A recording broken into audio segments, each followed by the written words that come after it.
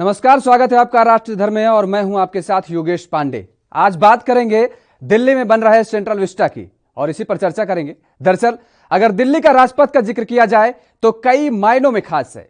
India gate से राष्ट्रपति भवन तक जाने वाली इस सड़क के दोनों तरफ गार्डन है, जहां हजारों लोग ठंड में धूप सेकने आते हैं और गर्मियों की शामों में आइसक्रीम खाने आया करते हैं। लेकिन 3 किलोमीटर लंबी इस सड़क के चारों ओर अब धूल का अंबार लगा हुआ है। जमीन से निकाली गई मिट्टी, गड्ढे और लोगों को अंदर आने से मना करते साइन बोर्ड हर तरफ दिखाई देंगे। यह सब सरकार के सेंट्रल विस्टा प्रोजेक्ट के तहत हो रहा है। इस प्रोजेक्ट के तहत नया संसद भवन, प्रधानमंत्री और राष्ट्रपति के लिए नए घर और कई ऑफिस बनाए जा रहे हैं। पूरे प्रोजेक्ट की कीमत करीब 20,000 करोड़ रुपए बताई जा रही है और इस नए संसद भवन पर शुरुआती दौर से सियासत जारी है। सोमवार को दिल्ली हाई कोर्ट ने सेंट्रल विस्टा परियोजना के निर्माण कार्य को जारी रखने की अनुमति भी दे दी है और कहा है कि यह राष्ट्रीय महत्व की एक अहम और आवश्यक परियोजना है। इसके साथ ही अदालत ने इस परियोजना के खिलाफ याचिका खारिज करते हुए यह भी कहा है कि यह मकसद प्रेरित और दुर्भावनापूर्ण की थी।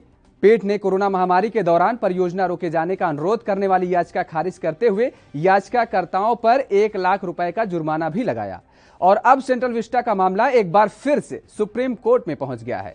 सेंट्रल विस्टा पुनर्विकास गतिविधियों को रोकने से इंकार करने वाले दिल्ली हाई कोर्ट के फैसले को सुप्रीम कोर्ट में चुनौती दी गई है और यह अपील अधिवक्ता प्रदीप कुमार यादव ने दायर की है। दरअसल यहां पर दिलचस्प एक बात आती है, वो ये है कि यादव दिल्ली हाई कोर्ट में होने वाली कार्रवाई में पक्षकार ही नहीं थे और उन्होंने अब सुप्रीम कोर्ट में यह याचिका दायर की है।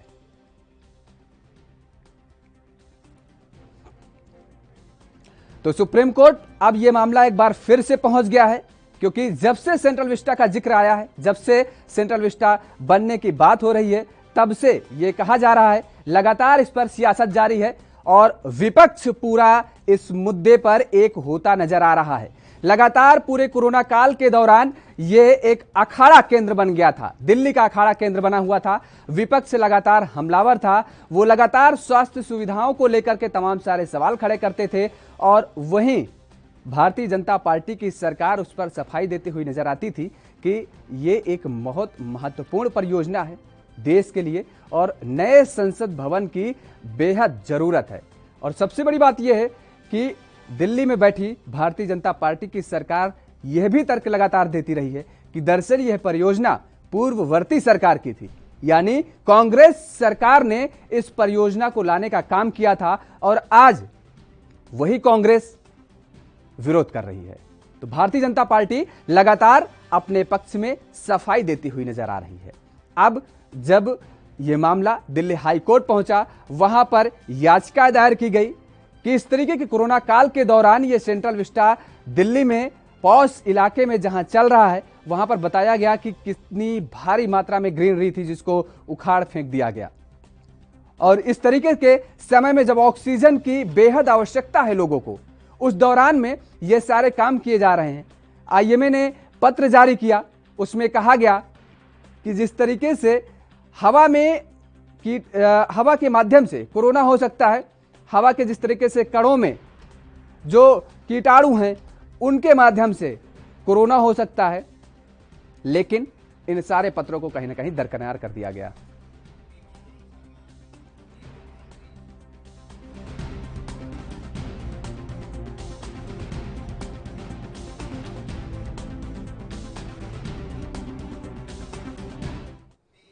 तो लगातार जिस तरीके से सेंट्रल विस्टा पर सियासत जारी है, आज इसी मुद्दे पर चर्चा करेंगे क्योंकि अब यह मुद्दा हाई कोर्ट से सुप्रीम कोर्ट पहुंच गया है। हमारे साथ इसी मुद्दे पर चर्चा करने के लिए मेहमान जुड़ चुके हैं। कृपाराम शर्मा जी हैं, कांग्रेस के नेता हैं, आपका बहुत बहुत स्वागत है।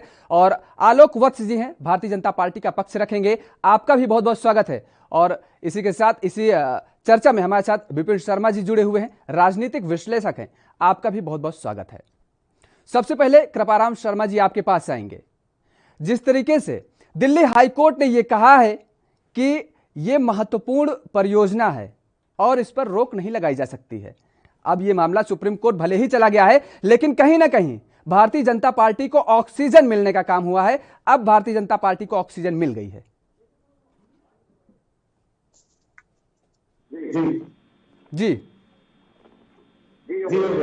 जी कृपा शर्मा जी, लगातार जिस तरीके से सेंट्रल विस्टा पर आप सवाल उठाते रहे हैं और दिल्ली हाईकोर्ट में ये याचिका दायर की गई कि इस पर रोक लगानी चाहिए, लेकिन दिल्ली हाईकोर्ट की तरफ से उस याचिका को खारिज भी कर दिया गया और साथ ही साथ याचिकाकर्ता पर 1 लाख रुपए का जुर्माना भी लगाया गया। तो अब यह मामला जब सुप्रीम कोर्ट पहुंचा है, दिल्ली हाईकोर्ट से याचिका खारिज होने के बाद कहीं ना कहीं भारतीय जनता पार्टी को तो ऑक्सीजन मिल गई।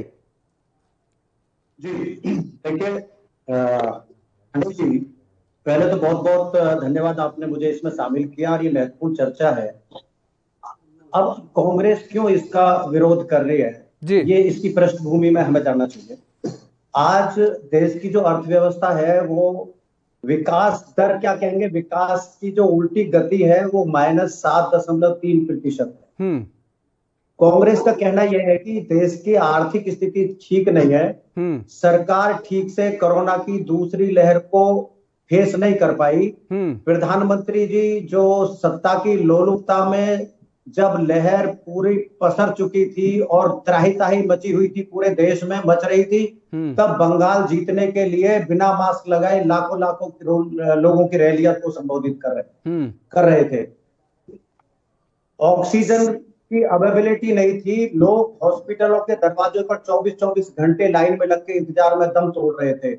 माताओं ने अपने बच्चे नौनिहाल को खोया है, भाई ने बहन को खोया है, माँ ने बेटे को खोया है, लेकिन अब वो दौर तो खत्म होता नजर आ रहा है। अब कहीं ऑक्सीजन की किल्लत नहीं नजर आ रही थी, जो तस्वीरें सामने आई थी अब वो सब सामान्य रूप से दिख रही है। बताना जरूरी है कि सरकार के पास आर्थिक स्थिति इतनी सरकार की कमजोर है कि कांग्रेस ये कहती है कि जो 20,000 करोड़ 13,000 करोड़ 13,500 करोड़ से लेकर जो 20,000 करोड़ रुपए सेंट्रल विस्टा प्रोजेक्ट पर, जिसमें प्रधानमंत्री जी के सपनों का घर बनना जरूरी नहीं है इस देश की कोरोना से लड़ने के लिए, और आर्थिक स्थिति जो लाखों उद्योग धंधे चौपट हो गए, 2 करोड़ लोग पहली लहर में रोजगार से मुक्त हो गए, बेरोजगार हो गए, और एक करोड़ के आसपास लोग इस दूसरी कोरोना लहर में जो बेरोजगार हो गए।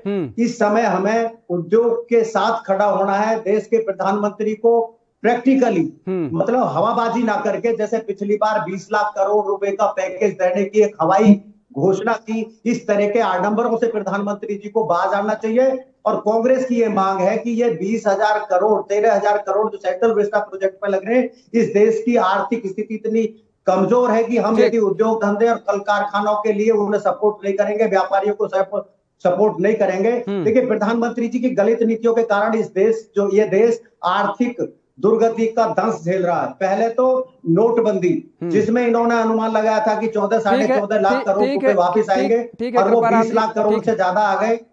और फिर ठीक है कृपाराम शर्मा जी, ठीक है, इसका जवाब ले लेते हैं। नोटबंदी का मामला बहुत पुराना चला जाएगा, फिर वो बहुत लंबी बात खिंच जाएगी। इसका जवाब ले लेते हैं भारतीय जनता पार्टी की तरफ से आलोक जी से। आलोक जी, जिस तरीके से ये कहा गया कि देश इस समय त्राहिमाम कर रहा है, देश को इस समय ऑक्सीजन की जरूरत है, वेंटिलेटर की जरूरत है, 20,000 करोड़ रुपए जो आप उधर इन्वेस्ट कर रहे हैं वो बाद में हो सकता है, फिलहाल अभी देश को जो आवश्यकता है आप उसकी प्रतिपूर्ति कीजिए। देश में पार्लियामेंट पहले से ही चल रही है, प्रधानमंत्री का बहुत अच्छा घर है, तो क्या जरूरत है इस समय हम 20,000 करोड़ रुपए को अपने इंफ्रास्ट्रक्चर पे खड़े करें, जो लोग बेरोजगार हैं उनको रोजगार देने का अवसर तलाश करें। जी भाई 1927 से पहले तमाम सारे ऐसे देश हैं जिनकी जो संसद भवन है, वो चाहे अमेरिका का जिक्र करें, चाहे ब्रिटेन का जिक्र करें, न्यूजीलैंड का जिक्र करें, किसी भी देश का जिक्र करें, और तमाम सारे ऐसे देश हैं वहां पर तो 150 साल पुरानी बिल्डिंगें हैं। तो अगर 1927 से पहले की वहां की बिल्डिंगें अभी नहीं परिवर्तित हो रही, नहीं चेंज की जा रही हैं, तो भारत में ऐसी क्या आवश्यकता पड़ी है कि इतनी तत्परता के साथ और इतनी तेजी के साथ काम किया जा रहा है, वो भी इस कोरोना काल में? आलोक जी, आपने देखिए, सबसे पहले तो मैं अपने कांग्रेस के प्रवक्ता को बता दूं कि सेंट्रल विस्टा प्रोजेक्ट का जो शुरुआत हुआ था वो 2012 में जब मीरा कुमार अध्यक्ष थी तब हुआ था। उन्होंने आलोक वक्त उस समय देश की आर्थिक जो गति थी वो उलाचे मार रही थी, हम 10-11 सुन लीजिए कृपाराम जी, सुन लीजिए कृपाराम जी, सुन लीजिए आलोक जी कुछ कह रहे हैं, उसके बाद फिर आप जवाब दीजिएगा। तो मैंने आपको डिस्टर्ब नहीं किया। ठीक, बोलिए बोलिए आलोक जी, बोलिए। आपसे भी मेरा निवेदन होगा, मैं जब बोल रहा हूं तो आप उसके बाद ये जरूरत महसूस की गई कि 2024 में डिलिमिटेशन हो जाएगा और एमपी की संख्या इतनी बढ़ जाएगी कि पार्लियामेंट में बैठने की जगह नहीं होगी। लोग एक दूसरे के ऊपर बैठना तो बैठ नहीं सकते। इस लिहाज से वो जो सेंट्रल विस्टा प्रोजेक्ट का कांग्रेस के समय का प्रस्ताव था उसको आगे किया गया और ये झूठ भ्रम फैलाया गया कि उसमें 20,000 करोड़ रुपए लग रहे हैं। वो 13,000 करोड़ का प्रोजेक्ट है और अभी की स्थिति में कोर्ट में कॉन्ट्रैक्टर ने और सरकार ने कहा है कि जितने भी कोविड के मानक हैं उनका पालन करके उस कार्य को संपादित किया जा रहा है। राजपथ पर गड्ढे खुद गए हैं, अगर समय रहते उसको नहीं भरा गया तो मानसून आने पर उस पर पानी भर जाएगा और वहां एक बहुत अजीब सा दृश्य पैदा हो जाएगा, अवरुद्ध हो जाएगा आवागमन। और हाई कोर्ट ने सारी चीजों की तक बारीकियों से अध्ययन करके ये माना कि ये प्रोजेक्ट अहम है, इसको रुकना नहीं चाहिए, इसको आगे बढ़ने देना चाहिए और उन्होंने जुर्माना भी किया याचिकाकर्ता पर। अब ये सुप्रीम कोर्ट गए हैं, सुप्रीम कोर्ट का भी हम फैसले का इंतजार कर लेंगे, लेकिन इसमें प्रधानमंत्री का आवास नहीं बन रहा, पहले पार्लियामेंट हाउस बन रहा है। और आपको डॉक्टर राजेंद्र प्रसाद रोड पे जितने भी सरकारी मंत्रालय हैं और उन सबको वहां पर अकोमोडेट किया जाएगा क्योंकि ये बिल्डिंगें पुरानी हो चुकी हैं और इसमें जरूरत से ज्यादा जिसको बोलते हैं कि आपस में बैठने की जगह की कमी हो गई है। ठीक है आलोक जी, आपने एक जिक्र किया कि वहां पर जो गड्ढे खुद गए हैं वो स्थिति ऐसी आ जाएगी कि भयावह हो सकती है आने वाले मानसून में। अगर ऐसा हुआ तो वो व्यवस्थाएं सरकार कर सकती है। आईएमए ने एक पत्र लिखा, पत्र में लिखा है कि जो धूल के कण उड़ रहे हैं उसके कारण भी कोरोना हो सकता है, उसको सरकार उस पत्र को दरकिनार कर दे रही है। आईएमए ने कहा कि जो देश की स्वास्थ्य व्यवस्था है, जीडीपी का 8 से 10% खर्च होना चाहिए, जो कि नहीं खर्च हो रहा है, तो उस पर तो कोई विचार नहीं किया जा रहा है। देखिए जो वस्तु स्थिति, आपने तो डिनाई कर दिया कि पीएम हाउस नहीं बन रहा उसमें। जो अभी की वस्तु स्थिति है, बेरोजगारी इतनी चरम सीमा पर पहुंच चुकी है कि अगर देखिए सारे कंस्ट्रक्शन हाउसेस खुले हुए हैं, सब जगह कंस्ट्रक्शन चलाने की अनुमति दी गई है, हाँ नियमों का पालन करने के साथ, और जितनी भी एक्सपोर्ट फैक्ट्रियां हैं उन सबको भी चलाने की अनुमति है। अगर आप इन सबको बंद कर देंगे, कंस्ट्रक्शन साइटें बंद कर देंगे, सेंट्रल विस्टा को छोड़िए और सारी कंस्ट्रक्शन साइटें बंद कर देंगे तो इतनी भयावह स्थिति हो जाएगी कि सिविल स्ट्राइक हो जाएगा। लोग भूखे मेरी जानकारी आलोक जी, मेरी जानकारी में तो फिलहाल सब कुछ सारा कंस्ट्रक्शन बंद था, फिलहाल केवल सेंट्रल विस्टा ही चल रहा था। फिलहाल यहां वक्त तो चला एक छोटे से ब्रेक का, ब्रेक के बाद फौरन हाजिर होते हैं और चर्चा को आगे बढ़ाएंगे।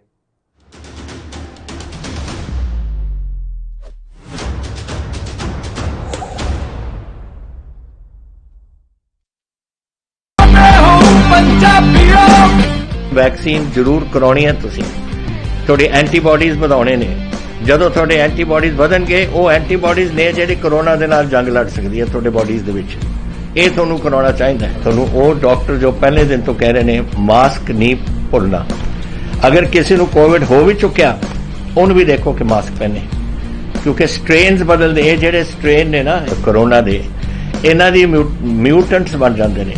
ਇਸ ਕਰਕੇ ਤੁਸੀਂ ਉਹ ਜੋ ਬੇਸਿਕ ਚੀਜ਼ਾਂ ਨੇ, ਮਾਸਕ ਪਹਿਨਣਾ, ਹੱਥ ਧੋਣੇ, सोशल डिस्टेंसिंग रखनी ये जरूरी है।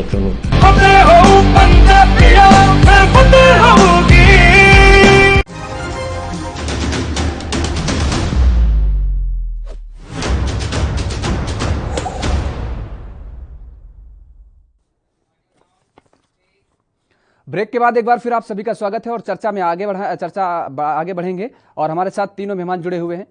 और जिस तरीके से भी कांग्रेस के नेता ने अपना पक्ष रखा और इसके साथ ही साथ भारतीय जनता पार्टी के नेता आलोक जी ने भी उसका जवाब दिया। लेकिन अब आएंगे विपिन शर्मा जी, जो कि राजनीतिक विश्लेषक हैं। विपिन जी, जिस तरीके से अभी आपने सुना, जो तर्क दिए गए कि अगर कंस्ट्रक्शन का काम बंद कर दिया जाएगा, बीजेपी की तरफ से कहा जा रहा है, तो मेरी जानकारी में तो हर जगह कंस्ट्रक्शन का काम बंद था, केवल सेंट्रल विस्टा को छोड़ करके। वही एक ऐसी जगह है जहां पर काम चल रहा था। और अगर यह कहा जाए कि वहां पर मजदूर टिके हुए थे, तो मुझे नहीं लगता है कि यह बात भी जायज होगी, क्योंकि लगभग 200 मजदूर, 100 से 200 मजदूर ऐसे थे जो कि वो बस से आते और जाते थे। एसेंशियल सर्विस के लिए उस बस का परमिशन लिया गया था। क्या हम गलत कह रहे हैं? नहीं, बिल्कुल। मैं देखिए दोनों पहलुओं पे अपने विचार रखना चाहूंगा और यही अपेक्षा करूंगा कि दोनों ये जो वरिष्ठ प्रवक्ता थे, मैंने इनकी बात बड़े धैर्यपूर्वक सुनी जी। देखिए, सिक्के के हमेशा दोनों पहलू होते हैं। आधा ग्लास अगर भरा है तो आधा खाली भी है, और आधा अगर खाली है तो आधा भरा भी देखना हमारे को चाहिए। अभी मुद्दा यह है कि जहां तक अगर आप याचिकाकर्ताओं की बात करें, और खास तौर पे जैसे अब सुप्रीम कोर्ट में मामला पहुंच गया है कि जब दिल्ली हाई कोर्ट ने याचिका को खारिज कर दिया और उधर जुर्माना भी लगाया, तो यहाँ पर ये समझना पड़ेगा कि मुद्दा क्या है। देखिए, मुद्दा जब ये दलील दी जाती है, दिल्ली हाईकोर्ट में बोला गया कि यहाँ पर वो जो मजदूर काम कर रहे थे साइट पे, और वहां पर वो लोग सराय काले खान से आते थे और उसके लिए तो पास भी उनको दिया गया था। तो ये सरकार की तरफ से ये पक्ष रखा गया था कि मजदूर साइट पे ही काम कर रहे थे। तो ये यहाँ पर तो सरकार को। हेलो जी, बोलिए। हेलो जी जी, विपिन जी आ रही है, आपकी आवाज आ रही है। अब ठीक है, अब ठीक है। विपिन जी प्लीज बोलिए, अब आवाज आ रही है। कौन बोल रहे हैं? विपिन जी, आपको आवाज मिल पा रही है? विपिन जी, आवाज आ रही है आपको? चलिए थे, शायद आवाज नहीं मिल पा रही विपिन जी को। विपिन जी के पास फिर से आएंगे, संपर्क करेंगे। तो लगातार जिस तरीके से ये अब सियासत सेंट्रल विस्टा पर अभी भी जारी है, थमने का नाम नहीं ले रहा है। दरअसल अगर शुरुआती दौर में जिक्र करें तो शुरुआती दौर में भी सेंट्रल विस्टा का मामला जो है वो सुप्रीम कोर्ट में गया था। एक बार फिर से हमारे साथ विपिन जी जुड़ चुके हैं। विपिन जी, आवाज आ रही है आपको? बिल्कुल आवाज आ रही है जी, आप अपनी बात रखिए पूरी। जी, देखिए, मैं ये बोलना चाहूंगा कि जैसे मैंने कहा उसी बात को दोहराऊंगा, सिक्के के दोनों पहलू होते हैं। यहाँ पर जहां तक याचिकाकर्ताओं की बात है, और अगर आप बात करें कि उसको सुप्रीम कोर्ट में मामला चला गया है सुनवाई के लिए, तो ये समझना पड़ेगा कि यहाँ पर सरकार को अपना रुख साफ करना पड़ेगा कि जब ये बोला जा रहा है कि आपने एक तरफ ये साफ करा कि जो मजदूर वहां पर काम कर रहे थे सेंट्रल विस्टा प्रोजेक्ट पर, वो सारे के सारे वही साइट पे रहते थे, ये हलफनामे में दिया गया था। और ये अब जो है बात उभर के आई है कि वो वहां पर नहीं थे, वो सराय काले खान से आते थे। तो पहली बात तो ये है। लेकिन अगर हम दूसरे पहलू की बात करें, यहाँ पर एक डेडलाइन थी प्रोजेक्ट की कि उसको नवंबर 2021 तक उसको खत्म कर देना था। तो वो भी आपको मद्देनजर रखनी है। और दूसरी बात, तो अगर आप बात करें कि दिल्ली को जो धीरे धीरे जो फैक्ट्रियां खोली गई हैं अनलॉक के तहत, और साथ में कंस्ट्रक्शन एक्टिविटीज को हरी झंडी मिल गई है, ऐसी क्या दिक्कत आन पड़ी है? आप खुद बताइए क्या। और ये बिल्कुल सरासर गलत है कि यहाँ पर ये बोलना कि ये प्रधानमंत्री का घर बन रहा है, आलीशान उनका बंगला बन रहा है। कमाल की बात है। ये मुझे लगता नहीं कहीं की समझ है कि ये आप एक पहलू देख लें, आप बोले वहां पर आप बात का बतंगड़ बना दें। तो मुझे लगता है इन चीजों से बचना चाहिए। और यही कारण है कि माननीय दिल्ली हाईकोर्ट ने जब अपना फैसला सुनाया तो उसने बोला कि जब खारिज करी याचिका, तो उसके पीछे बिल्कुल उनका तर्क बिल्कुल सही था। और हम तो वैसे भी जो हमारी न्यायपालिका है उनके फैसलों को सर माथे लेते हैं, वो सर्वोपरि मानते हैं उनको। तो यहाँ पर ये समझना पड़ेगा, चुनौती करने उनको अगर बिल्कुल। विपिन जी माफ करिएगा, यहाँ पर रोकना चाहेंगे आपको। फिलहाल एक छोटे से और ब्रेक का वक्त हो चला है। ब्रेक के बाद फौरन हाजिर होंगे और चर्चा को फिर से आगे बढ़ाएंगे।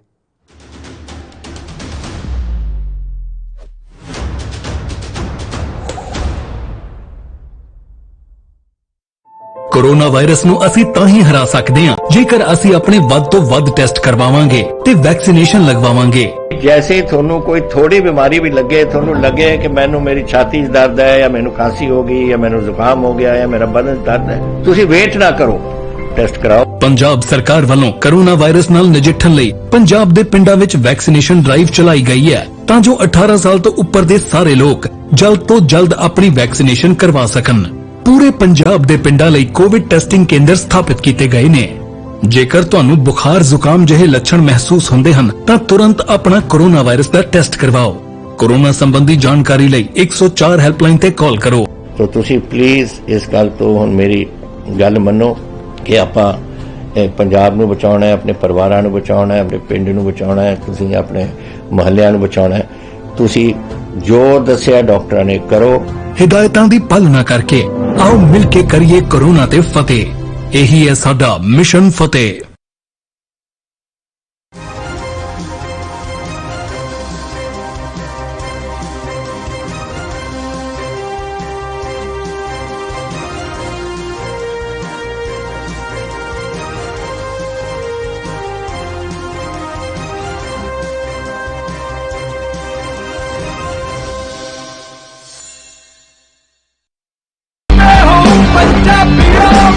रूरल कोरोना वॉलंटियर्स कह के एक 7 ਬੰਦਿਆਂ ਦਾ ਗਰੁੱਪ ਹਰ ਪਿੰਡ ਦੇ ਵਿੱਚ ਬਣਾਇਆ ਜਾਏ। ਉਹ 7 ਮੈਂਬਰ ਦਾ ਗਰੁੱਪ ਆਪਣੇ ਪਿੰਡਾਂ ਦੇ ਵਿੱਚ ਘੁੰਮੇ ਔਰ ਇਹਦੇ ਵਿੱਚ ਉਹਨਾਂ ਨੂੰ ਐਮਫਸਾਈਜ਼ ਕਰਨਾ ਚਾਹੀਦਾ ਹੈ ਟੈਸਟ ਕਰੋ ਜੈਸੇ ਮੈਂ ਤੁਹਾਨੂੰ ਦੱਸਿਆ। ਜਿੱਥੇ ਫਿਰ ਅਗਰ ਕੋਈ ਪੋਜ਼ਿਟਿਵ ਨਿਕਲਿਆ ਉਹ ਕਿਹਨੂੰ ਮਿਲਿਆ ਉਹਨੂੰ ਟ੍ਰੇਸ ਕਰੋ ਕਿ ਜਾ ਕੇ ਦੇਖੋ ਕਿ ਕਿਹਨੂੰ ਮਿਲਿਆ ਉਹਨੂੰ ਵੀ ਟੈਸਟ ਕਰੋ ਔਰ ਫਿਰ ਜਿਹੜੇ ਕੋਵਿਡ ਪੋਜ਼ਿਟਿਵ ਨੇ ट्रीट करो। 3 T's test, trace and treat. ये चीज़ां अगर आप कर सकिए तो तुसी देखो ये अपने पिंड और मोहल्ले कंट्रोल आ सकती है।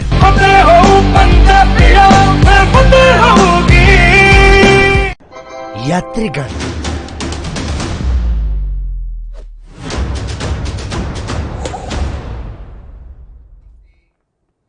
ब्रेक के बाद एक बार फिर आप सभी का स्वागत है और चर्चा को आगे बढ़ाएंगे। सियासत सेंट्रल विस्टा पर लगातार जारी है कि जिस तरीके से अब ये मामला सुप्रीम कोर्ट पहुंच गया है। हमारे साथ तीनों मेहमान जुड़े हुए हैं और कृपा राम शर्मा जी आपके पास आएंगे। अभी आपने सुना आलोक जी को। आलोक जी ने कहा कि ये तो अफवाह फैलाई जा रही है कि 20,000 करोड़ रुपए खर्च हो रहा है उस पर। मुझे भी जो जानकारी है वो ये कि 971 करोड़ रुपए पहले इसकी धनराशि तय की गई, उसके बाद बढ़ाया गया तो 9,071 करोड़ आया और उसके बाद जब यह राशि बढ़ी तो 13,400 करोड़ आया, फिर 15,000 करोड़ और अब 20,000 करोड़ रुपए। मुझे भी जो जानकारी है, लेकिन आप ये जो अफवाह फैला रहे हैं कि 20,000 करोड़ रुपए सेंट्रल विस्टा पर खर्च हो रहा है, नए संसद भवन पर खर्च हो रहा है, जबकि इतना ही नहीं हो तो 13,000 करोड़ बता रहे हैं आलोक जी।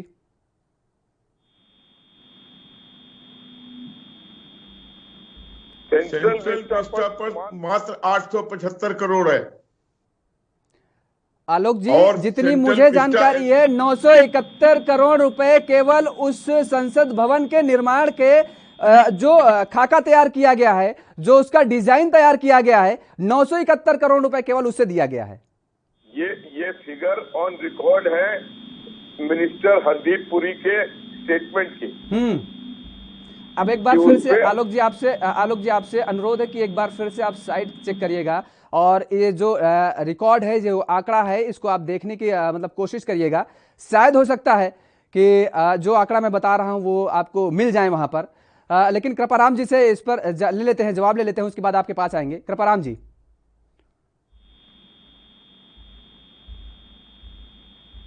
आवाज आ रही कृपाराम शर्मा जी?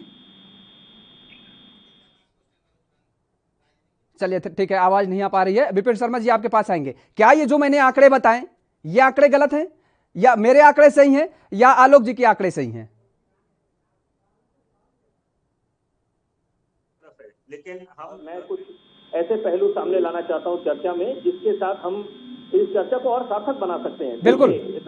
यहाँ पर मुद्दा यह है कि वो तो आंकड़ों कितने आंकड़े हैं वो तो एक जांच का विषय है कि वो जब ऑडिट होगा सारा तब पता चलेगा, दूध का दूध पानी का पानी होगा। बिल्कुल। बहरहाल मुद्दा इस समय ये है कि इस समय की पुकार क्या है। ये पहले आपने देखा, देखिए अब मुझे आज मजबूरन बोलना पड़ रहा है। हम चर्चा कर रहे हैं सेंट्रल विस्टा के इस प्रोजेक्ट पर, जो मामला जो आज सुप्रीम कोर्ट पहुंच गया है। कि अब उसके पहले आप देखें, पीछे कुछ समय पहले जाए कि जब माननीय सर्वोच्च न्यायालय ने खारिज कर दिया था, जब ये सुप्रीम कोर्ट में याचिका दायर करी गई थी, वहां पर बोला गया था कि देखिए जो पर्यावरण के मानदंड हैं और उसके साथ साथ जो इसको मिक्स लैंड यूज में बदलाव लाया गया है उसमें उल्लंघन हुआ है। तो वहां पर माननीय सर्वोच्च न्यायालय ने जब अपना फैसला सुना दिया तो उसको तो सर माथे लेना चाहिए था। लेकिन बहरहाल सबको हक है, अगर कोई आप असंतुष्ट है तो उसके साथ साथ आपको हक है। लेकिन ये आपको ये क्यों नहीं इस बात का संज्ञान लेते जो आज इसका विरोध कर रहे हैं कि ये 2012 में इसको स्वीकृति मिल गई थी और हरी झंडी मिल गई थी इस प्रोजेक्ट को। दूसरी बात कि यहाँ पर ये समझना पड़ेगा कि यहाँ पर जब पहले इंतजार था कब टीका आएगा, कब कोई इस रोकथाम आएगा इस कोरोना का, जो मानवता का दुश्मन है इस समय, इसका अपना कहर ढा रहा है। उस और जब टीका आया भी तो वहां पर राजनीति शुरू होगी। कुछ बड़े नेता, मैं सबकी बात नहीं करूंगा, कुछ नेताओं ने वहां राजनीति शुरू कर दी, बोले हम टीका नहीं लगवाएंगे। और आपको लोग आदर्श समझते हैं और वहां पर आप क्या संदेश देना चाह रहे हैं। और आज हमारे को समझ आता है कि उस टीके की कीमत, जब हम लोगों की कतारें देखते हैं लंबी, और वहां हर कोई चाहता है कि टीका जल्दी से जल्दी लगे ताकि वो सुरक्षित हो जाए। यहाँ पर यह समझना पड़ेगा कि जहां तक सरकार की बात है, सरकार को अपना रुख साफ करना पड़ेगा कि हलफनामे में उन्होंने ऐसा कैसे बोला कि यहाँ पर जो मजदूर काम कर रहे हैं वो उधर ही साइड पे काम कर रहे हैं। और दूसरी बात ये, अगर आप केंद्र मंत्री की बात करें, हरदीप पुरी जी की बात करें, तो वो तो उन्होंने रुख साफ करा कि यहाँ पर सारे प्रोटोकॉल जिनको जो कोविड के दौरान जिनका अनुपालन करना था वो हम लोग भली भांति कर रहे हैं। दूसरी बात, वो टीकाकरण की बात करिए कि 1300 जो मजदूर है उनमें से 900 मजदूरों का टीकाकरण हो चुका है। और यहाँ पर ये समझना, और साथ में एक बड़ी अहम बात उन्होंने बोली कि यहाँ पर जितने भी हिस्टोरिकल और कल्चरल जो इमारतें हैं उनको हम बिल्कुल उसके साथ छेड़खानी नहीं होगी, वो वैसे के वैसे ही रहेंगे। तो यहाँ पर ये समझना पड़ेगा कि इस समय जो कार्य चल रहा है, क्योंकि एक उसकी समय सीमा है कि डेडलाइन है यहाँ पर, उसको नवंबर 2000 आप ही की बात पे आते हैं, आपने बहुत अच्छी बात कही कि आपने दो बहुत अच्छी बातें कही कि देश की डिमांड क्या है इस समय, आवश्यकता क्या है देश के लोगों की, और दूसरी बात की डेडलाइन का आपने जिक्र किया, यह भी बहुत अच्छी बात कही आपने। डेडलाइन उसकी तय की गई है, डेडलाइंस होम जिस तरीके से एम्स की भी तय की गई थी, लेकिन लगातार क्या वो एम्स अभी पूरी तरीके से संचालित हो चुके हैं? अभी आपसे जवाब लेंगे। फिलहाल वक्त तो चला एक छोटे ब्रेक का, ब्रेक के बाद फौरन हाजिर होते हैं।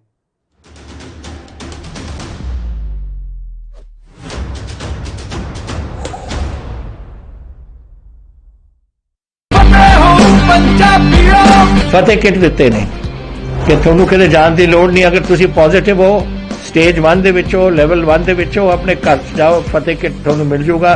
ਬਿਮਾਰੀ ਕੀ ਦਵਾਈ ਲੈਣੀ ਹੈ, कैसे ਲੈਣੀ ਹੈ, ਸਾਰਾ ਕਾਗਜ਼ ਵਿੱਚ ਹੈ। ਕੋਈ ਬੰਦਾ ਆਊਗਾ ਜਿਹੜਾ ਤੁਹਾਨੂੰ ਦੇਊਗਾ ਔਰ ਉਹ ਸਮਝਾਊਗਾ ਵੀ ਤੁਹਾਨੂੰ, ਉਹ ਤੁਸੀਂ ਲਓ। ਫਤਿਹ ਹੋ ਪੰਜਾਬੀਓ, ਮੈਂ ਫਤਿਹ ਹੋਊਗੀ।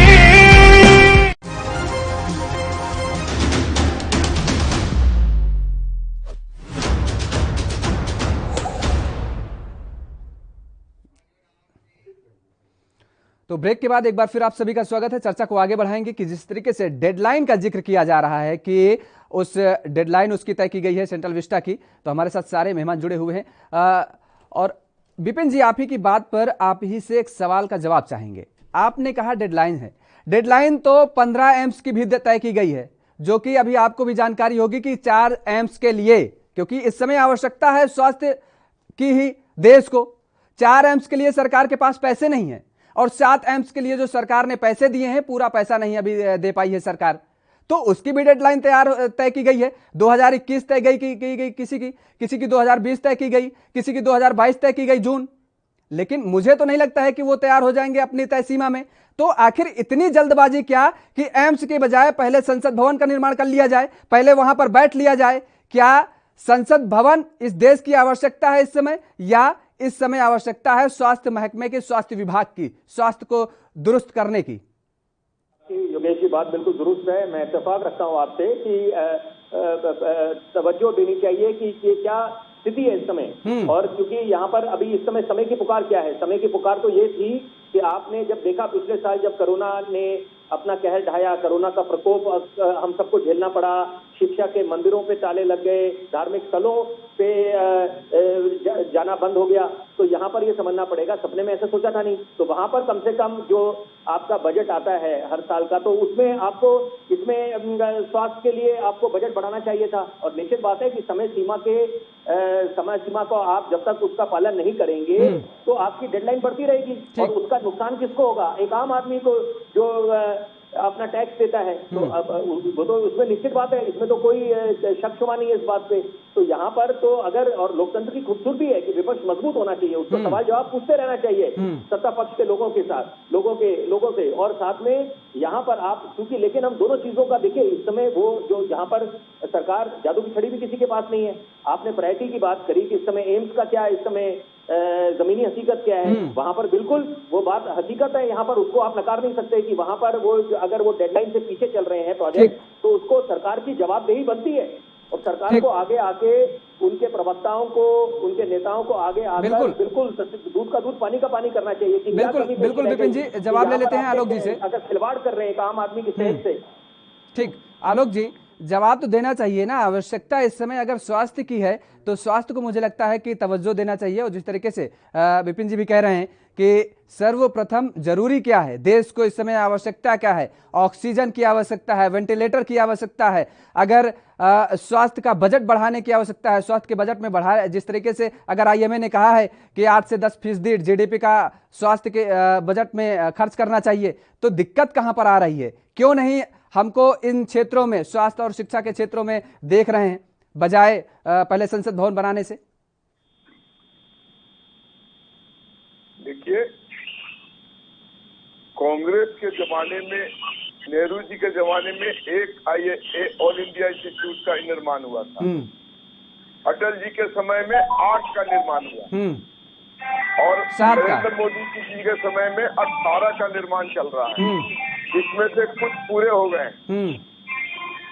तो आप ये नहीं कह सकते कि हम स्वास्थ्य के प्रति जागरूक नहीं है। आलोक जी, अटल जी के समय में 7 एम्स की घोषणा अटल जी ने की थी, लाल किले की प्राचीर से 7 एम्स की घोषणा की थी। लेकिन बदकिस्मती कहिए अटल जी की या जो भी कहिए, क्या उस समय उनकी सरकार नहीं टिक पाई थी। उसके बाद कांग्रेस सत्ता में आई और कांग्रेस ने उन 7 एम्स के लिए आगे मनमोहन सरकार ने आगे काम किया। और उसके बाद अगर एम्स का आप जिक्र कर रहे हैं तो आप ये बताइए, क्या विधायक हो आपकी पार्टी का या कांग्रेस की पार्टी, किसी भी पार्टी का विधायक हो, सांसद हो, मंत्री हो, कहीं का भी हो कोई भी, वो सबसे प्रायोरिटी कहां देगा? क्या वो रायबरेली एम्स में भर्ती होना चाहेगा? अगर उसे कहा जाएगा कि एम्स में भर्ती होना है आपको सांसद महोदय, तो वो सबसे पहले कहेंगे कि हमें दिल्ली एम्स ले चलिए। वो ये नहीं कहेंगे कि मुझे गोरखपुर में एम्स में भर्ती करा दीजिए, वो ये नहीं कहेंगे कि रायबरेली मुझे ले चलिए। एम्स तो वो भी है, आप कह रहे हैं ना। देखिए, वो बात आपका कहना जायज है। हाँ। कि दिल्ली का एम्स पुराना हो चुका है, यहाँ पुराने विशेषज्ञ बैठे हुए हैं, उस मुकाबले नए जगहों पर उस स्तर के लोग नहीं हो सकते हैं। और एक आदमी चाहेगा कि मैं दिल्ली जाके इलाज कराऊं, इसमें कहीं कोई संशय नहीं है। लेकिन आपको यह पता होना चाहिए कि जब राज्यों में ऑल इंडिया इंस्टीट्यूट का निर्माण होता है तो उसमें राज्य का भी एक पर्टिकुलर पोर्शन फंड लगता है। 100% सेंट्रल गवर्नमेंट का ही फंड नहीं लगता है। इसमें कुछ राज्यों ने वो फंड अभी तक नहीं उपलब्ध कराया है, जिससे गति स्लो हो गई। मैं इसमें एक बात जोड़ना चाहूंगा।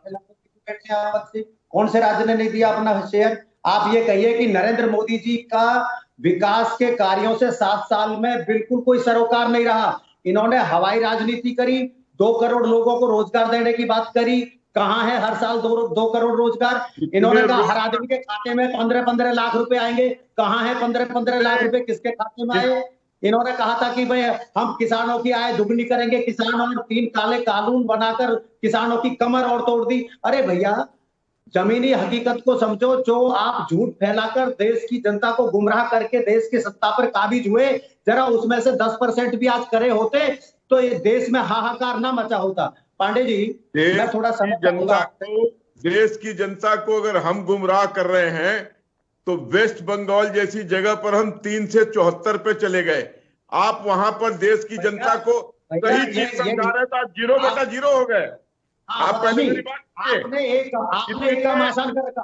आप हिंदू मुसलमान करके जो है वहां हालात ऐसे पैदा कर रहे हैं कि ये वीडियो बनाना फर्जी। कृपाराम जी, आलोक जी, कृपाराम जी, आप दोनों लोगों को यहाँ पर रोकेंगे। कृपाराम जी, आलोक जी, आप दोनों लोगों को रोकेंगे। कृपाराम जी, आपको भी रोकेंगे। आप भी रुकिए। आलोक जी, आप भी रुकिए। आलोक जी, आप भी रुकिए। आप भी रुकिए। आलोक जी, आप भी रुकिए। अपनी बारी में बोलिए और मुद्दे को डाइवर्ट मत करिए, क्योंकि पश्चिम बंगाल का चुनाव हो चुका है, वहां के नतीजे आ चुके हैं। वहां पर क्या हुआ, किसका हश्र हुआ, वो पूरी देश और दुनिया ने देख लिया। आज मुद्दा है नए संसद भवन का। जी, इन्होंने कहा कि मोदी जी देश को गुमराह कर रहे हैं, कोई काम नहीं किया। इस पर मैंने इनको यह जवाब दिया है, जितने रोड का निर्माण जितने हवाई नेटवर्क का निर्माण, जितने बंदरगाहों की नेटवर्क का निर्माण हुआ है मोदी जी के समय में, जिस तरीके से जेवर एयरपोर्ट की बात की है उसमें भी अभी तक एक ईंट नहीं लगी। नहीं, जितने शौचालयों की 5 साल से जेवर एयरपोर्ट की बात हो रही है, लेकिन जितने घरों का निर्माण हुआ, जितने गरीबों के घरों का निर्माण हुआ, खाने के लिए अन्न नहीं है, शौचालय बनवा रहे, खाने के लिए अन्न नहीं है, लोग भूखे मर रहे हैं। आपने प्रवासी मजदूरों की नेतागिरी करते हैं, लेकिन प्रवासी मजदूरों का पहले लॉकडाउन में क्या हुआ? ठीक है आलोक जी एक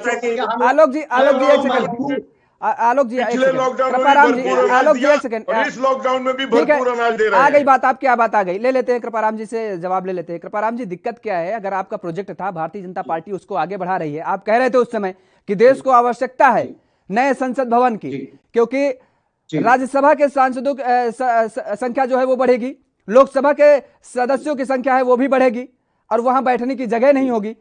आप ही ये बात कह रहे थे और आप ही उस प्रोजेक्ट को लाने वाले थे। अब अगर भारतीय जनता पार्टी जल्द से जल्द उस प्रोजेक्ट को बना रही है और वो देश को समर्पित कर रही है कि वहां पर नए तरीके से हर जिस तरीके से नई सुविधाएं मिलेंगी, तो दिक्कत कहां पर आ रही है? जी योगेश जी, मैं इस बात को जरूर स्पष्ट करना चाहूंगा।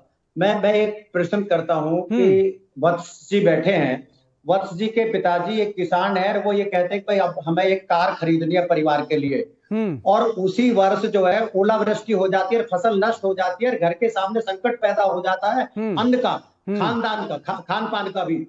तो इनको कार खरीदनी चाहिए पहले, या परिवार के लोगों को अन्न की उपलब्धता करानी चाहिए? बस कांग्रेस भी यही कह रही है कि उस समय जब हमने ये सपना देखा था सेंट्रल विस्टा का, तो देश की आर्थिक स्थिति जो हमारी विकास दर है वो कुलाचे मार रही थी। 8-9% विकास दर थी, 11 तक का हम लक्ष्य लेकर चल रहे थे। आज विकास दर माइनस में चली गई है मोदी जी की गलत नीतियों के कारण। तो कांग्रेस का ये निवेदन है कि, और देखिए इस समय जुडिशरी का जो प्रतिष्ठा है वो बड़ी शोचनीय है। और पिछले दिनों देखिए लोकतंत्र की 4 ही प्रमुख स्तंभ हैं, मीडिया, विधायिका, न्यायपालिका और एग्जीक्यूटिव बॉडी। न्यायपालिका की जो स्थिति है वो इस देश में पिछले 4-5 वर्षों में बहुत बदतर हो गई है। आप देखिए राफेल विमान में वहां फ्रांस के पूर्व राष्ट्रपति ओलांद ने कहा था कि नरेंद्र मोदी जी ने ये शर्त लगाई थी कि भाई इसमें अनिल अंबानी को कॉन्ट्रैक्ट में शामिल करना पड़ेगा, इसी शर्त के अनुसार हम खरीदेंगे, तब हमने ये समझौता किया था। कांग्रेस इसके खिलाफ, कांग्रेस ने कहा इसमें भ्रष्टाचार हुआ और ये इसकी कीमत क्यों नहीं बता रहे। जो राफेल विमान की कीमत थी उसके बारे में ये पार्लियामेंट को नहीं बता रहे। तो जब ये मामला सुप्रीम कोर्ट में एक याचिका के तहत पहुंचा, मैं न्यायपालिका की मैं उसकी बता रहा हूं आज उसकी स्थिति क्या हो गई है। तो उस याचिका को केंद्र सरकार के एक एफिडेविट पर ये मान के खत्म कर दिया, याचिका को रद्द कर दिया, निरस्त कर दिया कि केंद्र सरकार ने एक एफिडेविट किया कि हमने सीएसी और सीएजी को पार्लियामेंट में ये कीमत बता दी है राफेल की। और रंजन गोगोई जी की अध्यक्षता वाली उस ठीक है कृपाराम जी, ठीक है कृपाराम जी, फिलहाल वक्त हो चला है ब्रेक का। ब्रेक के बाद आएंगे विपिन शर्मा जी के पास, जिस तरीके से कुछ कहना चाह रहे थे और इसका जवाब भी ले लेंगे कि आखिर क्या हाल है आज और देश की क्या मांग है और देश में चल क्या रहा है। फिलहाल वक्त चला एक छोटे ब्रेक का, ब्रेक के बाद फौरन हाजिर होते हैं।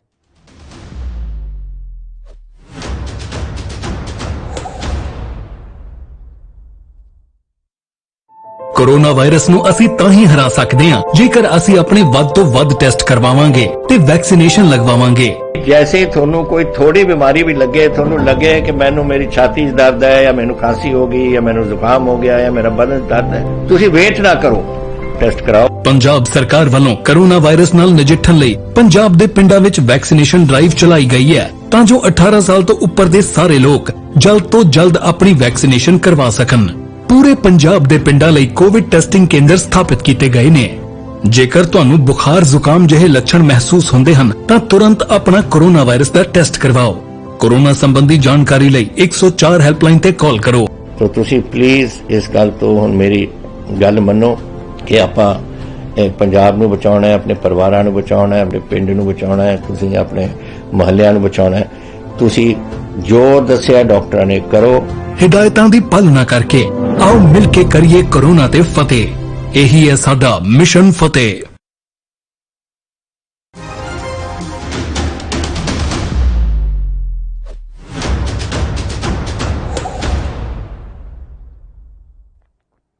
ब्रेक के बाद एक बार फिर आप सभी का स्वागत है और सियासत सेंट्रल विस्टा पर जिस तरीके से जारी है और चर्चा को आगे बढ़ाएंगे। हमारे साथ तीनों मेहमान जुड़े हुए हैं। फिलहाल जिस तरीके से ये कहा जा रहा है लगातार कि अब जो राजनीति हो रही है वो कांग्रेस ही उसकी देन है। दरअसल कांग्रेस ही इस सेंट्रल नए संसद भवन का जिक्र किया था और वही इस प्रोजेक्ट को लेकर के आई थी, लेकिन अब भारतीय जनता पार्टी उसको आगे बढ़ा रही है तो वही कांग्रेस उसमें हस्तक्षेप कर रही है। आएंगे विपिन शर्मा जी आपके पास, कुछ कहना चाह रहे थे। दूसरी बात, जिस तरीके से अभी तर्क दिया कांग्रेस के नेता ने, क्या वो तर्क सही है नहीं कि अगर ओलावृष्टि हो जाती है, बारिश हो जाती है और उस समय अगर परिवार एक कार खरीदना चाहता है तो उस समय नीड क्या है, आवश्यकता क्या है, उसको ध्यान में रखा जाता है। तो इस समय क्या देश के मुखिया को वो ध्यान में नहीं रखना चाहिए था? मैंने सारी बातें इनकी सुनी और मैंने दोनों की बातें सुनी, भाजपा के प्रवक्ता की भी और कांग्रेस के प्रवक्ता की भी। मैं कुछ अपने विचार रखना चाहूंगा। देखिए, पहली बात तो जो बात बताई जा रही है कि गड्ढे वहां पर खुदे हुए हैं और उसके बाद अब मानसून अभी दस्तक देने वाला है, तो वहां पर क्या होगा कि उसको अगर गड्ढे भरे नहीं गए और काम नहीं करा गया तो वो भी एक अपनी जगह बात दुरुस्त है, उसको आप तरह से खारिज नहीं कर सकते, उसको भी आपको संज्ञान में लेना पड़ेगा। पहली बात, पहले सुन लीजिए। दूसरी बात मैं ये बोलना चाहूंगा कि अभी बातें हुई, देखिए, जो कि चर्चा में आज नहीं, हमें बचना चाहिए था। हम लोग फिर वहां पहुंच गए, राफेल पे पहुंच गए, हम लोग पहुंच गए हिंदू मुसलमान पे, कि वहां बंगाल पे पहुंच गए हम लोग। तो ऐसे तो बड़ी बात चलेगी तो बहुत दूर तक जाएगी, बड़े बड़े मुद्दे उठेंगे। यहाँ पर हम तो फिर बात करेंगे 84 के दंगों की बात करेंगे, वहां गुजरात के दंगों की बात होंगे कि पहले क्लीन चिट मिल जाती है। यहाँ पर देखिए, इन सब चीजों का ये समय उपयुक्त नहीं है। यहाँ पर ये समझना पड़ेगा, यहाँ पर समय की पुकार ये होनी चाहिए कि आप बार बार आपके स्वास्थ्य चिकित्सक बोली जा रहे हैं, पॉलिसी मेकर्स बोल रहे हैं कि ramp up the health infrastructure. और हमने देखा अमेरिका में भी ये, इस बात को भी हमारी सरकार को इसकी बात की सुध लेनी पड़ेगी कि वहां पर भी डोनाल्ड ट्रंप अगर सही मामले में चुनाव हारे हैं अमेरिका के राष्ट्रपति का, तो वो उसके पीछे बड़ी वजह जो थी कि उन्होंने जो कोरोना को लेकर स्थिति उनसे संभली नहीं। तो ये बात आप इसको हल्के में नहीं लीजिए। दूसरी बात, सिक्के का दूसरा पहलू ये भी है कि यहाँ पर ये एक तरफ की जो हमारे को स्वास्थ्य व्यवस्था बढ़िया करनी है, बजट और ज्यादा करना है, क्योंकि हम बड़ा आसान होता है बोलना कि जीडीपी के आंकड़े धरातल पे आए हुए, उसके पीछे मुद्दे क्या है। हमारे पास देखिए 3 चुनौतियां थी। पहले अमेरिका और चीन की जो ट्रेड वॉर, उसने पूरी बड़े बड़े मुल्क विश्व के वो आर्थिक मंदी के दौर से गुजर रहे हैं। क्या आप इसको सरे से खारिज कर सकते हैं? इसको स्वीकार करना पड़ेगा, ये कड़वा सच है कि हिंदुस्तान एक ऐसा मुल्क नहीं है। और हमारी आबादी को आप क्यों नहीं मद्देनजर रखते? हम लोग 130 करोड़ देशवासी है, उधर से हमारा दुश्मन मुल्क, सही मामले में हमारा कोई दुश्मन है पाकिस्तान, नंबर 2 है, सबसे पहला दुश्मन हमारा चीन है। वहां पर तो कम से कम हम लोग देशवासी एक हो जाए, एकजुट हो जाए, अपनी फौज का मनोबल 7वें आसमान पर रखें, ये हम सबका दायित्व बनता है। किसी को समझाने की आवश्यकता नहीं है। इस समय घेरना चाहिए चीनियों को कि ये चीनियों ने जो एक तरफ पूरे विश्व को बीमार कर दिया है, लाशों के अंबार लगे हुए हैं, हम लोग यहाँ पर आपस में एक दूसरे के ऊपर लगे हुए हैं। यहाँ पर ये नदी रक्षी पेश करने का वक्त था। एक तरफ हम बोल रहे हैं कि देखिए नदियों में शव बहाए जा रहे हैं, कोरोना किसी की देन नहीं है। वहां पर हम चुनाव में 1 मिनट पहले बोलने दिया है योगेश जी, वो बड़ा आसान। विपिन जी आएंगे फिर आपके पास आएंगे, लेकिन फिलहाल वक्त तो चला एक छोटे से ब्रेक का। ब्रेक के बाद फौरन हाजिर हो गए और चर्चा को फिर से आगे बढ़ाएंगे।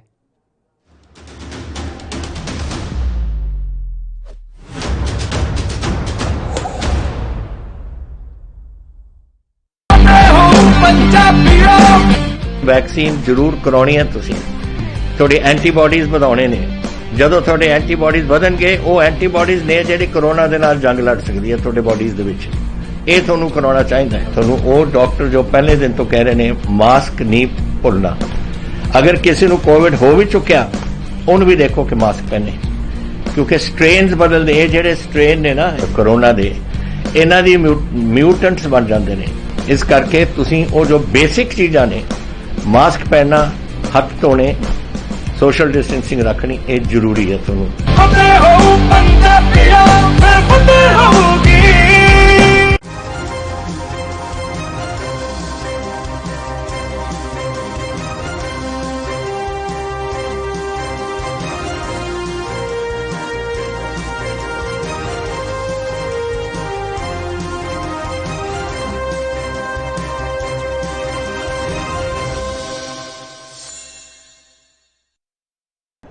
यात्रीगण कृपया ध्यान दें, ANB express news on wheels, Tata sky, Airtel, Facebook page, Instagram, Jio TV, Google play, YouTube और ऐप स्टोर पर रात 9 बजे ANB न्यूज पर आ रही है। धन्यवाद।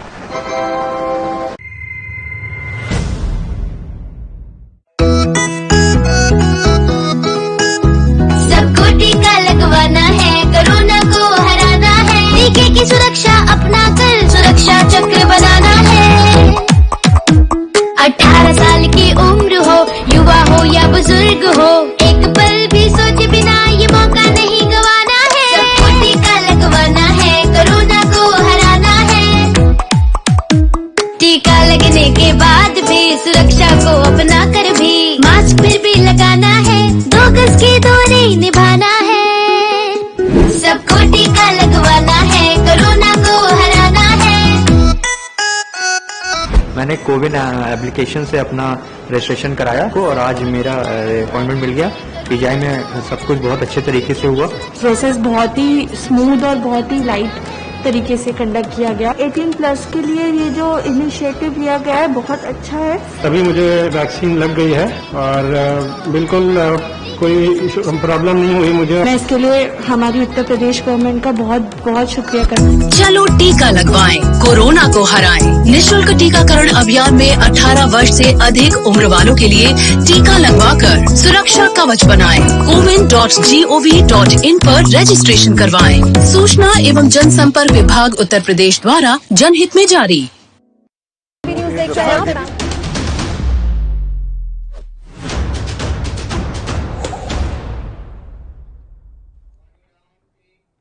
ब्रेक के बाद एक बार फिर आप सभी का स्वागत है और चर्चा को आगे बढ़ाएंगे कि जिस तरीके से लगातार सियासत हो रही है और सियासत को लेकर के पक्ष विपक्ष आमने सामने है। विपक्ष पूरा एकजुट हो गया है इस मामले पर और जवाब दे रहा है उसका सत्ता पक्ष भारतीय जनता पार्टी। विपिन जी कुछ कह रहे थे आप?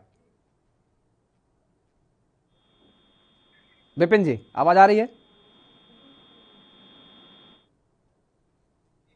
ठीक है, विपिन जी का शायद आवाज नहीं मिल पा रही, फिर से संपर्क करने की कोशिश करेंगे। आलोक जी को आवाज आ रही है आपको? हाँ आ रही है। आलोक जी जिस तरीके से ये बात कही जा रही है, देखिए ये बात आप भी समझते हैं और उसको अगर कहीं गलतियां हैं, वो चाहे आप हो या कोई दूसरी पार्टी हो, तो मुझे लगता है स्वीकारना चाहिए कि हाँ देश को इस समय क्या आवश्यकता है। घर में भी अगर गलतियां हो जाती हैं तो इसे स्वीकारना चाहिए। ठीक है, सुप्रीम कोर्ट मामला चला गया है, सुप्रीम कोर्ट से भी क्या फैसला होगा वो सामने आ जाएगा, बहुत लंबा समय नहीं लगेगा। लेकिन अगर ऐसा लगता है कि देश को वाकई, आपको भी अगर ऐसा लगता है कि देश को वाकई में इस समय स्वास्थ्य सुविधाओं की आवश्यकता है या थी, और इस समय ऑक्सीजन की आवश्यकता थी, बेड की आवश्यकता थी, क्योंकि अगर पूरे देश का जिक्र कर लिया जाए, किसी राज्य का जिक्र कर लिया जाए, प्रत्येक राज्य में अगर बेडों का जिक्र कर लिया जाए तो मुझे लगता है 4-4, 5-5, किसी राज्य में तो 10-10 हजार लोगों पर एक बेड मुहैया होता है। तो उधर भी ध्यान देने की आवश्यकता है। ये तो बात आप स्वीकारनी चाहिए ना आपको। बिल्कुल स्वीकार रहे हैं जी। कमियां थी, लेकिन ये कमियां कब से थी? कांग्रेस के रेजिम से ये कमियां थी। लेकिन हम लोगों ने पूरी मुस्तैदी से, पूरी तन्मयता से 35,000 करोड़ बता दो कंसंट्रेटर जो पीएम केयर फंड से आपने दिए हैं, 35,000 चले नहीं, इनकी भी बता दो। आएंगे कृपाराम जी आएंगे, आपके पास आ रहे हैं। 35,000 करोड़ रुपया हमने कोविड के नाम पर अलॉट किया और उसमें खर्च कर रहे हैं। अब ऑक्सीजन की उतनी समस्या नहीं है। कोविड अस्पताल में 80% बेड खाली है, चीजें अंडर कंट्रोल है। गांव-गांव में कोविड वैक्सीन आसानी से लग रहा है, कहीं कोई दिक्कत नहीं है। अब लॉकडाउन को अगर कहीं ऐसी भी तस्वीरें आ रही हैं कि लोग गंगा में कूद जा रहे हैं, नदी में कूद जा रहे हैं। थोड़ा सा डरो, ये जनता सुन रही है, ये दो आदमियों के बीच डिबेट नहीं, लाखों लोग देख रहे हैं। आप कह रहे हैं कि भाई वैक्सीन की कोई कमी नहीं है देश में, लोग क्या सोच रहे होंगे, लोग क्या सोच रहे होंगे इस बात पे? अरे झूठ इतना तो मत बोलो, धरातल पे तो उतर के देखो। आप नोएडा की बात कर रहे हो। ठीक है कृपाराम जी आएंगे। वैक्सीन पे चर्चा नहीं हो रही भाई, आप मुद्दे को डाइवर्ट मत करिए। एक सेकंड आलोक जी आप भी रुक जाइए। कृपाराम जी मुद्दे को डाइवर्ट, वैक्सीन पे नहीं चर्चा हो रही है। ठीक है, मैं ये जानना चाहूंगा आलोक जी आपसे कि क्या जिस तरीके से फर्स्ट वेव में जिस तरीके से आर्थिक मदद दी गई थी, आर्थिक सहायता दी गई थी, क्या ये नहीं लगता कि सेकंड वेव में भी उसकी जरूरत थी? लगातार अगर पिछले वेव की जिक्र करें तो 5 दिन लगातार वित्त मंत्री ने लगातार अलग अलग दिनों पर बजट की घोषणा करती रही हैं। तो क्या लगता है कि सेकंड वेव में देश को आवश्यकता नहीं आर्थिक पैकेज की? क्योंकि अगर 23 करोड़ लोग बेरोजगार हो गए हैं लगभग इस महामारी के दौरान, और उसमें सबसे ज्यादा जो लोग शामिल हैं वो है युवा और महिलाएं, तो जो पैसा उधर खर्च हो रहा है वो आर्थिक बजट दिया, आर्थिक पैकेज दिया जा सकता था देश को ना। हमने किसानों के खाते में पैसे भिजवाए, हमने 35,000 करोड़ रुपया कोविड में खर्च किया। अब जब चीजें सुधर रही हैं उसके बाद फिर से इस पर विचार होगा, और अगर कोई पैकेज बेरोजगारों को देने की बात आएगी तो उस पर भी विचार होकर उसको भी दिया जाएगा। अभी हमने इसको एंड तो नहीं कर दिया है, खत्म तो नहीं कर दिया है, लेकिन पहले हेल्थ के मुद्दे को देखे। जो किसान की फसल खत्म हो रही थी उनके खातों में पैसे गए हैं। ठीक है, ले लेते हैं। ठीक है आलोक जी, आपकी बात आ गई। आप समय आने आलोक जी आपकी बात आ गई, समय आने पर आप काम करेंगे। अगर आर्थिक पैकेज की आवश्यकता होगी तो आप फिर से उस पर पहल करेंगे। बिल्कुल ठीक है, मैं समझ गया आपकी बात। कृपाराम जी, भारतीय जनता पार्टी को अभी ये कतई नहीं लगता है कि देश को आर्थिक पैकेज की जरूरत है? जी पांडे जी, भारतीय जनता पार्टी और नरेंद्र मोदी जी की सरकार को तो आप देखिए केवल सपने दिखाना और हवाई बातें करना ये ही दिखता है। जनता में कितनी बेरोजगारी है, कोरोना में कितने लाख लोग मर गए, ऑक्सीजन की व्यवस्था नहीं कर पाई केंद्र सरकार, लोगों ने हॉस्पिटल के दरवाजों पर दम तोड़ा है। उत्तर प्रदेश में पंचायती चुनावों में 1600 कुछ चुनाव कर्मी जिनकी ड्यूटी लगी हुई थी वो कोविड पॉजिटिव हुए और उनकी डेथ हो गई। सरकार बड़ी निर्लज्जता से कहती है उत्तर प्रदेश की 3 लोग मारे गए। इनकी बातों पे आप भरोसा करोगे तो जो जनता है वो इतनी आक्रोश में है कि ये लोग घरों से नहीं निकल पा रहे। आप हरियाणा में देख रहे हैं विरोध प्रदर्शन, उत्तर प्रदेश का भी यही हाल है। मुख्यमंत्री जी विजिट कर रहे हैं, 18 मंडलों में जाने की कोशिश उन्होंने की है, लेकिन इतने भयभीत हैं कि अपनी पार्टी के मंत्री और विधायक का भी सामना नहीं कर पा रहे हैं। तो जो भारतीय जनता पार्टी का इस समय कहना है वो जमीनी हकीकत से बिल्कुल दूर है। सब एक चीज बताइए, इस महामारी में ये सरकार पूरी तरह विफल हुई है, ऑक्सीजन की सप्लाई तक ये नहीं दे पाए, और आज ये कहते हैं कि भाई हमने दूसरी जो लहर थी महामारी की उसको कंट्रोल कर लिया। आपने क्या कंट्रोल किया? वो तो लॉकडाउन। यदि आप बंगाल के चुनाव में व्यस्त नहीं होते, ये कोरोना ना फैलाते, उत्तर प्रदेश में पंचायती चुनाव ना कराते, पहले से जग जाते, तो ये हमारे जो लाखों भाई बहनों को हमने खोया है, आप उनके दर्द को समझो। नहीं, लेकिन वो ये कह रहे हैं ना, वो ये कह रहे हैं कि जो नए संसद भवन का निर्माण हो रहा है, सुनिए कृपाशंकर जी, कृपाराम जी, वो ये कह रहे हैं कि जो ये नए संसद भवन का निर्माण हो रहा है उससे कोरोना नहीं फैल रहा है। वो आईएमए ने लेटर जारी किया होगा, लेकिन वहां पर जो वर्कर्स हैं, जो एम्प्लॉई हैं, वहां पर कार्यरत है, वो वही रहते हैं। बीजेपी तो यही कह रही है। ये कुछ नहीं मानते, ना ये जानते, ये बार बार की बात करते हैं। जिस तरीके से आपने महामारी के नाम पर लोगों को लूटने के लिए मजबूर किया है। आप देखिए प्राइवेट हॉस्पिटलों में जिस तरीके से लोगों को काटा गया है, उनकी जेब काटी गई है। ठीक है कृपाराम जी, ठीक है। जहां तक सेंट्रल बात आ गई आपकी, बात आ गई आपकी। ठीक है कृपाराम जी, बात आ गई आपकी। विपिन जी से जवाब ले लेते हैं। आप सीधे पता नहीं कहां पहुंच जाते हैं, आप चर्चा कहां हो रही है, आप सीधे पश्चिम बंगाल पहुंच जाते हैं और उसके बाद आप पहुंच जाते हैं राफेल में। एक सेकंड, चर्चा सार्थक चर्चा करिए। ठीक है, एक सेकंड, आते हैं विपिन जी के पास आते हैं। विपिन जी क्या लगता है? आलोक जी एक सेकंड, आ रहे हैं आपके पास। आलोक जी एक सेकंड रुकिए, आप सुन लीजिए, विपिन जी की सुन लीजिए। विपिन जी क्या लगता है? बोलना चाहता हूं कि इस समय ये वक्त चाहता है, देश चाहता है, देशवासी चाहते हैं कि यहाँ पर पक्ष विपक्ष एकजुट हो, क्योंकि ये राष्ट्रीय आपदा हमारे सर पे आई है, किसी की देन नहीं है। यहाँ पर हमें मिलजुल के ही इस आपदा से अपने देश को उभारना है। सिर्फ महज बोलने से काम नहीं चलने वाला। दूसरी बात कि अगर जिम्मेदारी बनती है, ऐसे तो हम बोल सकते हैं पिछले साल के मुकाबले जब इस बार कोरोना की सुनामी आई तो केंद्र सरकार ने वहां पर राज्य सरकारों को अपनी आजादी दे दी कि आप अपनी स्थिति का जायजा करते हुए अपने तरीके से आप लॉकडाउन करें, वहां पर घोषणा स्थिति को जायजा लेते हुए हमारा फेडरल स्ट्रक्चर है उसका भी सम्मान करना है। वहां पर अगर नहीं करते तो बोलते देखिए केंद्र सरकार तानाशाही चल रही है यहाँ पर, तो वहां पर दोनों पहलू है देखिए। और दूसरी बात विफलता की जो बात करते हैं या श्रेय लेने के लिए हर कोई तैयार हो जाता है, लेकिन जहां विफलता की बात होती है वहां पल्ला झाड़ दिया जाता है। अगर प्रवासी मजदूरों की, क्योंकि इस चर्चा में जिक्र हुआ है, मैं बोलना चाहूंगा, बिल्कुल प्रवासी मजदूर जब मजबूर हो गए पलायन करने के लिए, लंबे सफर अपने घर की तरफ रुख कर दिया, उन्होंने लंबे सफर पे निकल के उनका जो बैग था वो ट्रॉली का काम करने लगा, गर्भवती महिलाएं थी उसमें, तो वहां पर क्या मुद्दा उभर के आया?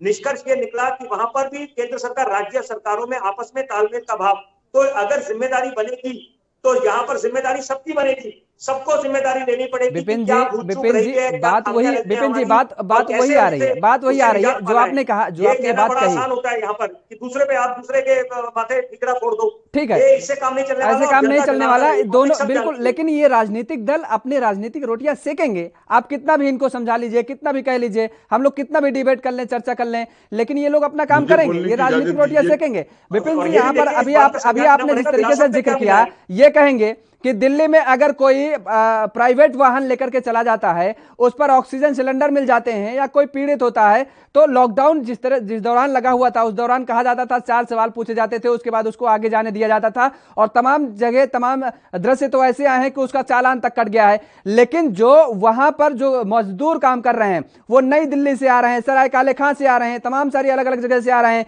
उनके लिए बस का परमिट जारी हो गया, उनके लिए जो गाड़ियां हैं उनके लिए परमिट जारी हो गया, एसेंशियल सर्विस बता दिया गया। क्या वो एसेंशियल सर्विस नहीं है? अगर कोई आम आदमी कोई अपने पेशेंट को लेकर के जाता है, वो एसेंशियल नहीं है क्योंकि उसके शीशे पर सामने स्टिकर नहीं लगा हुआ है एसेंशियल सर्विस का।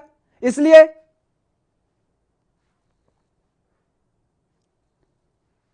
विपिन जी, मैं समझा नहीं। मैं बिल्कुल आपकी बात अपनी बिल्कुल जायज है यहाँ पर कि यहाँ पर rule for one rule for all, यहाँ पर ऐसे नहीं है कि आप एक श्रेणी बना दें यहाँ पर सिर्फ कि महज जो एसेंशियल सर्विसेज में आएंगे कौन कर आएंगे, इसमें काफी कमी पेशी है। इस जो प्रक्रिया है उसमें सुधार लाने की आवश्यकता है। और यहाँ पर अभी तो जब पूरा इस पे आत्मंथन होगा, मामले की तह तक जाया जाएगा, तो पता चलेगा कि क्या क्या खामियां रह गई और क्या रिफॉर्म्स लाने की आवश्यकता है कि यहाँ पर। और देखिए उसी बात को मैं दोबारा दोहराऊंगा कि यहाँ पर जो हमारा फेडरल स्ट्रक्चर है देश का, उसको भी आपने मद्देनजर रखना है, उसको भी आप ताक पे नहीं रख सकते कि वहां पर भी राजनीति शुरू हो जाएगी, सियासत। बिल्कुल, सरकार को सारी चीजों को ध्यान रखना चाहिए। आप तीनों मेहमानों का हमारे साथ जुड़ने के लिए बहुत बहुत शुक्रिया। तो जिस तरीके से लगातार सेंट्रल विस्टा नए संसद भवन पर सियासत जारी है, मुझे लगता है कि सरकार को और विपक्षी दलों को एक साथ इस पर आना चाहिए। जितना सियासत इस नए संसद भवन को लेकर के कर रहे हैं, अगर इतनी ही सियासत, इतनी ही मजबूती के साथ विपक्ष आम जनता के मुद्दों को लेकर के सड़क पर लगातार पिछले 7 सालों से आती रहती, तो जो आज जो खाका तैयार है देश का, जो आज कमियां गिना रहा है विपक्ष, शायद उन कमियों में काफी कमी आ जाती। आप देखते रहिए एनबी न्यूज।